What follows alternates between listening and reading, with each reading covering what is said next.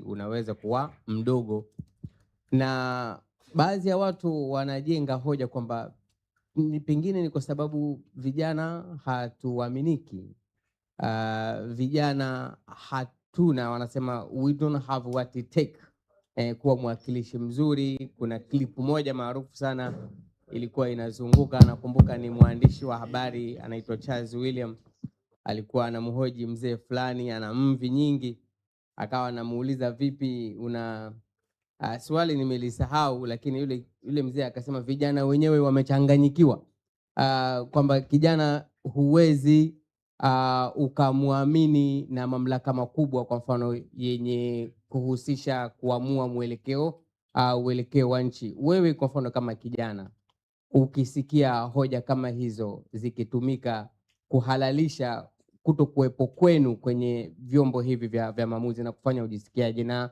unadhani ni kwa kiwango gani kauli hizo zina uhalisia au zina ukweli? Na ngoja nikwambie hivi, kauli kama hizo hazina uhalisia, umeona?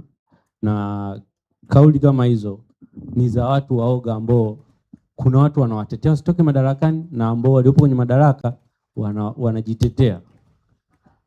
Kwa sababu gani? Ukisema vijana hawaaminiki, it means kuna kijana yote akiingia madarakani, kuna ujanja janja anaweza akafanya akatoka bila kukamatwa, kumbe hata wewe hiyo njia ndio unayoitumia. Kwa hiyo solution wanaijua kabisa, ni kuweka sheria ngumu, umeona? Kwa hiyo kama unajua solution, mimi najua solution yake ni kuweka sheria ngumu. Hata kama ni kijana akifanya janja janja, sheria inapita naye. Sasa wao hizo ubovu wa sheria zetu ndio maana wanabaki kung'ang'ania, kwa sababu wanaitumia hiyo gepu ya ubovu wa sheria zetu kuendelea kuyafanya mambo ya ajabu ambayo yanaharibu demokrasia na maendeleo. Sawa. Dr. Nasra, wewe ni kijana na ni mwakilishi kutoka sehemu hii ya Jamhuri ya Muungano wa Tanzania, Zanzibar. Na Gaspar, wewe ni kijana kutoka upande wa pili wa Jamhuri ya Muungano wa Tanzania, sasa hivi maarufu sana Tanganyika.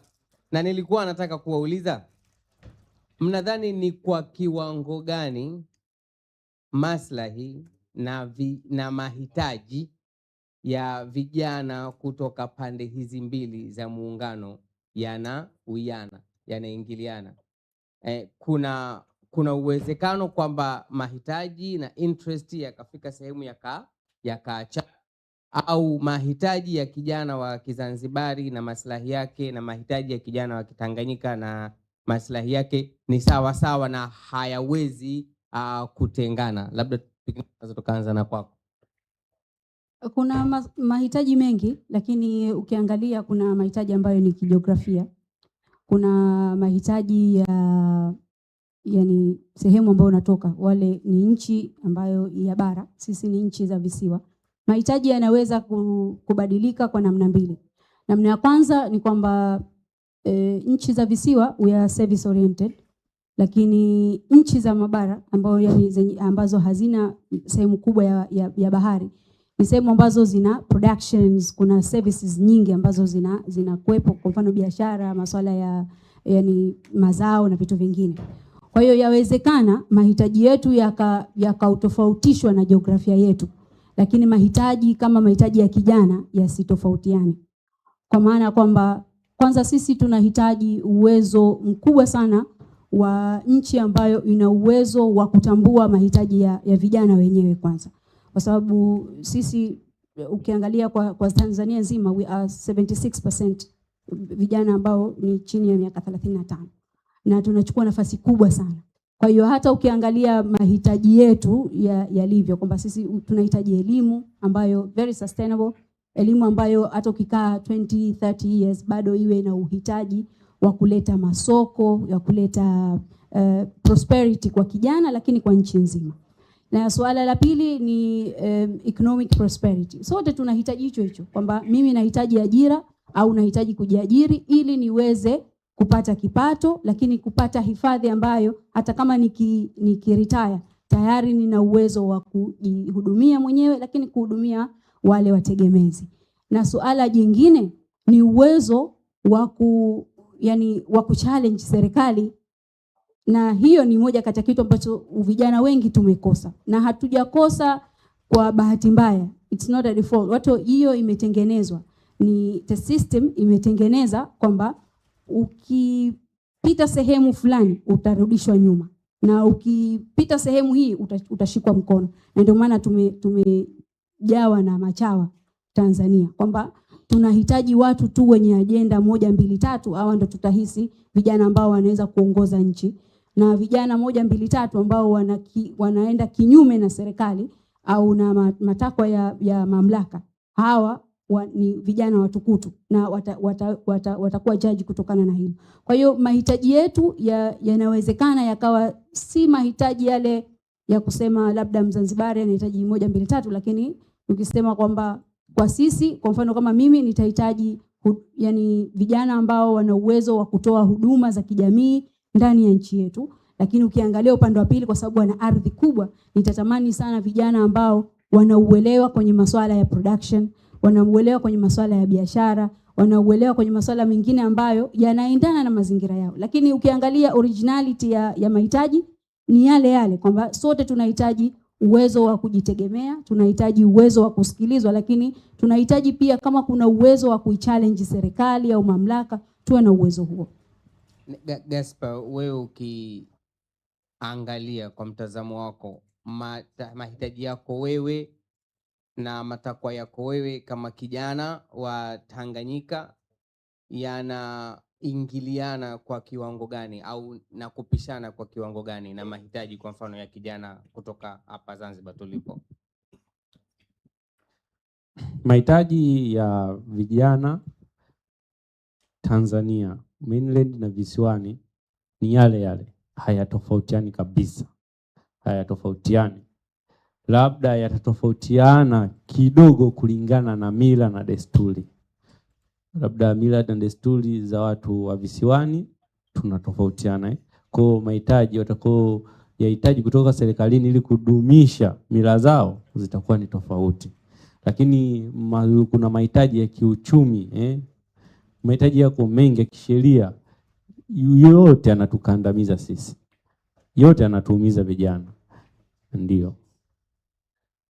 Sasa labda pengine tuje kwenye status quo hapa tulipo.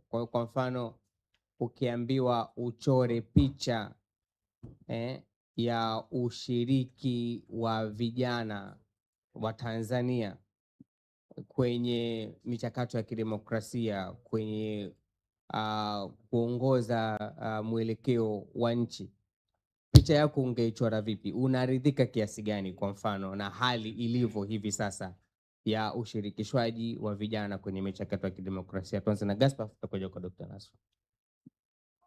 Na silizishwi kabisa, kwa sababu tuseme yani ni kama 1% ya vijana, tena wao wanaojihusisha na siasa, tena na wao wapo nyuma. Yani ukikuta na kijana anajihusisha na siasa, kuna mtu yupo nyuma yake, umeona, anakuwa protected.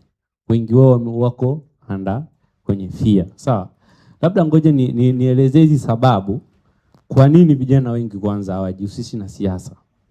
Sasa hivi vijana wengi kabisa wamebaki kujihusisha na siasa kwenye mitandao tu, ambao watu waoni, wanatengeneza akaunti ambazo feki, wanatukana, wanani, kwa sababu wamekosa sehemu ya labda ngoja nitaje sababu kwa nini vijana hawajihusishi na siasa.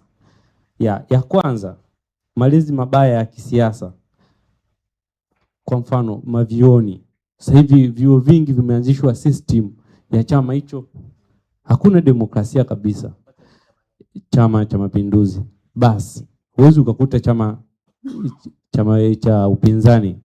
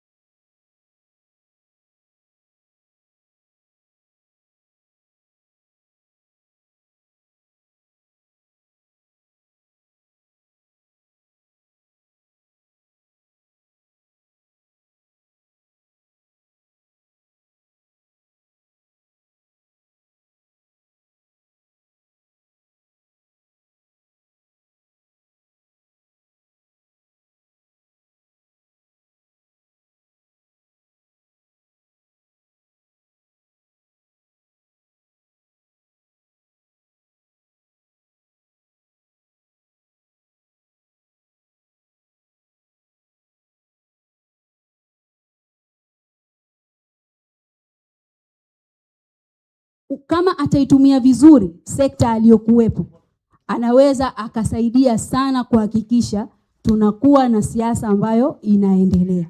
Unaweza ukamkuta mtu mimi daktari wa binadamu, specialty yangu ni aerospace medicine, lakini bado ni mwanasiasa na nafanya kazi nyingine ambazo mimi natoka leo narudi ofisini kwangu na tibu, naendelea na kazi zangu, na inanisaidia mimi kwanza kuona masuala haya in a very yani a raw image, yani naona vitu kwa uhalisia wake. Nikimuona mgonjwa akiniambia matatizo yake, najua kabisa uhalisia wa huko nje ukoje, na kwa sababu mimi ni mwanajamii, naingia kwenye jamii, najua mahitaji. Kwa hiyo ninaposimama nikasema huduma za jamii ama huduma za afya ni mbaya, na maanisha kwamba mimi mwenyewe kwa jicho langu, kwa sababu ni public servant, maana yake nimeliona suala hili kwamba ni swala ambalo halijafanyiwa kazi, twende tukalifanyie kazi. Tumepigania sana na tunalizungumza hili swala, maslahi ya vijana ndani ya taifa hili la Zanzibar.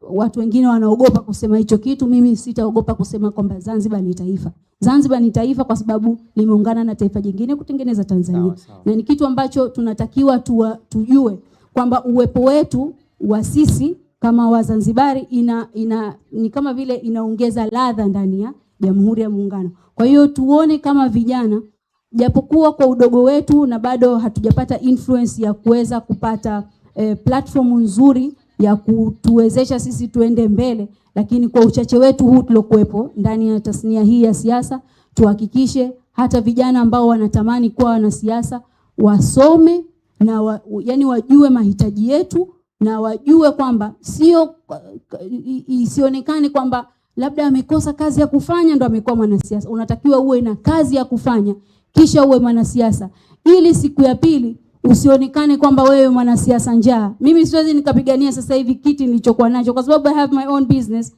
I'm running my own business. Na ndio maana kuna watu wanaweza kukua ndani ya baraza, unaweza kukuta mtu kakaa 20 years toka ana sura nzuri mpaka sasa hivi sura imeshanyauka, bado anataka, na nakwambia next time anakuja na miaka 30. Kwa sababu gani? Hana kazi nyingine, hakuna profession nyingine ambayo inaweza kumfanyia vitu vingine. Na ndio maana tunatengeneza watu ambao ni machawa, watu ambao mpaka wanazeeka, wao kazi yao ni kumpongeza. Unapongeza mtu mpaka unaogopa, hivi huyu kweli hakuna uhusiano mwingine zaidi ya huu ambao yani ni aibu kumuona mtu mzima akimsifia mwanaume mwenziwe, au anamsifia mtu mpaka unasema, yani unajiuliza mtu mzima gani anaweza kumsifia hivi mpaka unaona aibu. Okay. Na ni kwa sababu hana kazi nyingine ya kufanya. Yani unakuta baada ya siasa anarudi nyumbani, anarudi the next day ni siasa. Inatukosesha raha na inatuonyesha kwamba bado wengine wanaogopa kwamba labda ukiwa daktari hautaweza kufanya kazi, ukiwa engineer huwezi kuwa mwanasiasa. Wasiwadanganye, unaweza kuwa mtu yoyote, kitu chochote, kisha ukawa mwanasiasa ikawa ni kama associate au accessory ndani ya maisha yako, kwa sababu bila ya siasa sisi wenyewe hatuwezi kujadili swala lolote linalohusu maisha yetu, uwezo wetu na ile umuhimu wetu sisi kama vijana ndani ya taifa hili la Tanzania. Okay. Asante sana Dr. Nasra. So tuende tukachukue michango kutoka kwa waheshimiwa na friends hapa ambao wamekuwa wanatusikiliza kwa umakini, alafu tutakuja kumalizia. Kama kuna swali, mchango, kama ukitufanyia a small favor ya kwenda moja kwa moja kwenye pointi tupate watu wengi, tutashukuru sana. Mimi nafuata maelekezo yako, nipeleke mic wapi? Peleka mkono pale, mic pale kwenye shati jekundu hapo. Peleka mkono kwenye mic. Assalamu alaikum. Jina langu ni Said Suleiman. Kwanza Tanzania hakuna upande wa nchi unaoitwa visiwani isipokuwa ipo Zanzibar, kwa turekebisheni, hii sio Tanzania visiwani, hii ni Zanzibar.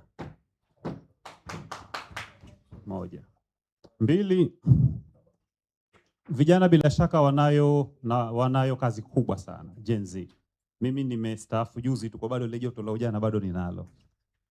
Kwa miaka yangu nishastaafu. Zanzibar, yule mwasilishaji wa kwanza alitaja vinasaba kama sikosei hivi ile kurithishana au social group moja kwamba wao ndo wanahodhi kila kitu. Mimi nime experience Zanzibar hapa, kuna kajiukoo fulani, waziri wa nini baba ni huyo huyo, mkuu wa kitengo fulani baba ni huyo huyo, sijui takwimu mkuu na nani baba ni huyo, yani huyo huyo fulani bin fulani, watoto wake wote watatu